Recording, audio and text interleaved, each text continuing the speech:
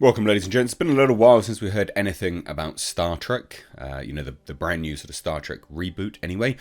And Chris Pine has come out and basically said, hey, feels like it's cursed.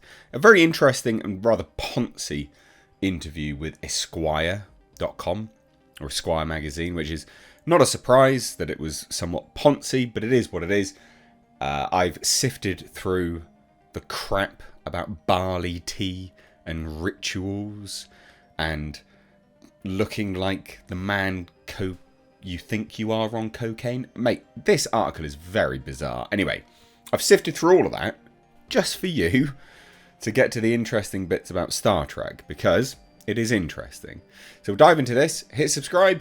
I've been saying this a few times. People get annoyed with me. Whatever, it's 30 seconds, okay? YouTube is burying channels because they're pushing shorts. It's a new thing that they're doing. They've been doing it. It literally went on like a light switch in February, and it's just nerfed channels into oblivion. You want to watch shorts? Be my guest. But if you don't want to watch shorts, please do hit subscribe and turn the bell notifications on, because otherwise you are never gonna, you're really not gonna start seeing these videos anymore, because YouTube is pushing shorts. Anyway, that out of the way, let's dive into this article because this is interesting. Like I said, this is the most poncy piece of crap I've ever read. Which again, like I said, is not a surprise because it is from Esquire. But we have this. Okay, so we'll dive into this from this point on, even though this is sort of expositionary elements from the writer. But it's interesting because it sets the scene for how the writer feels Chris Pine thinks about Star Trek based on his responses. And then we'll get to the elements where he's obviously responding to questions. So the most modern-looking objects in the room are a couple Captain Kirk Funko Pop figures positioned discreetly on a low shelf. You get two distinct feelings when you talk to Pine about Star Trek. The sense that he still feels real affection for his Starfleet crewmates and real humble gratitude for the experience. And also the sense that in Pine's life, a franchise is a massive machine, like the Enterprise itself, that came around once and beamed him up and made him part of something bigger than himself, something that felt almost impossible to live up to in the moment, and then deposited him back into his working life with different prospects and different concerns, and that in the years since he last played the part in Star Trek Beyond, he'd maybe come to a peaceful place in terms of letting Kirk go. So this is the actual sense that the interviewer got from Chris Pine, that he's perfectly done playing this character. And it's from responses like this. So, Pine's first Star Trek came out a year before the first Iron Man. Beyond was released in 2016, after Marvel's interlocking mega franchise had moved the goalpost for what constitutes a hit.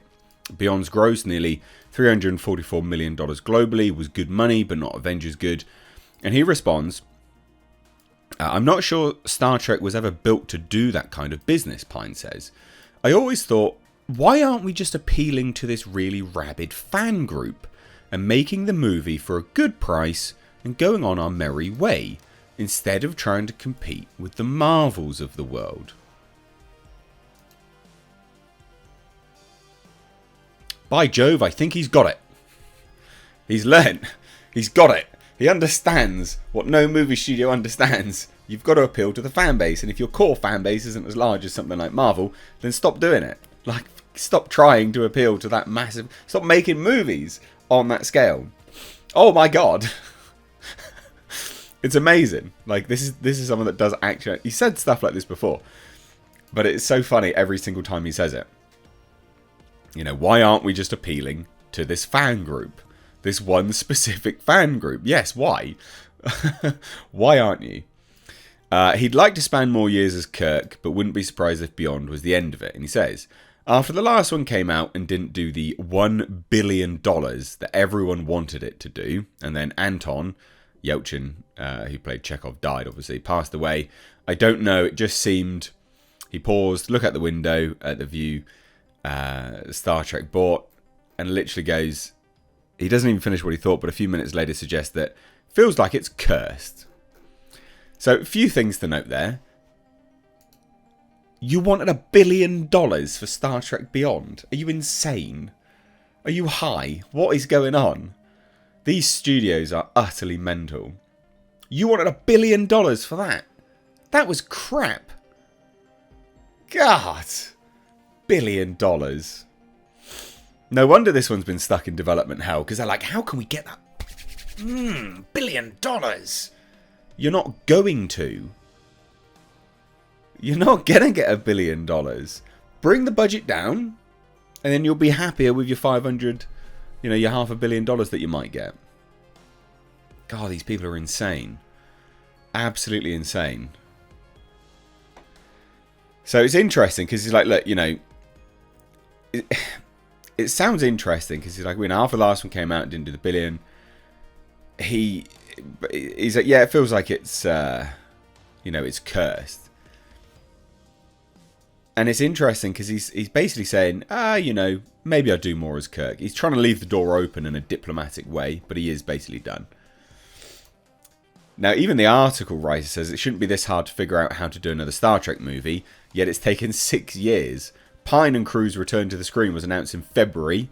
When I speak to producer J.J. Abrams by phone, the search for a director is ongoing. Abrams is elliptical about the film, even by J.J. Abrams standards.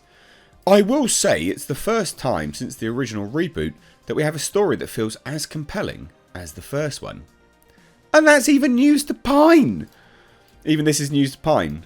I don't know anything, he says. And the writer's like, oh, well, that is actually pretty standard. Well, it is and it isn't. But not when you've announced the cast before even signing them onto the project.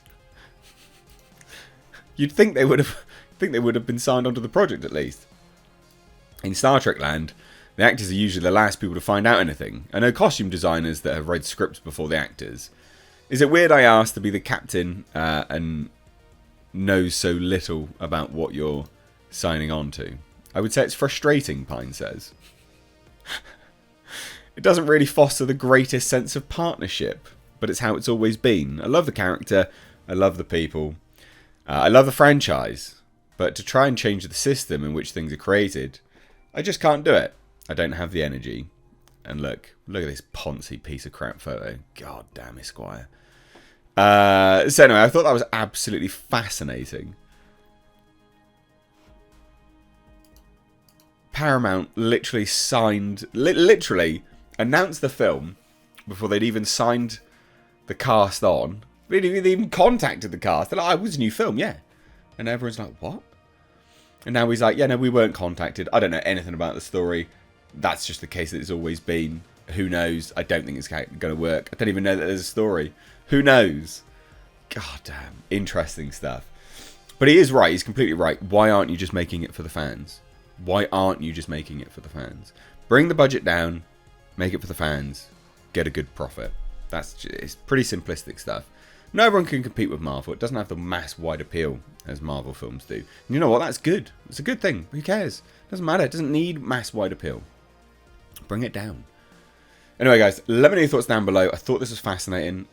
I deserve a thumbs up just for sifting through this drivel. There's more of this crap in this article. So, yeah, thumbs up the video. Cheers, guys. Take care.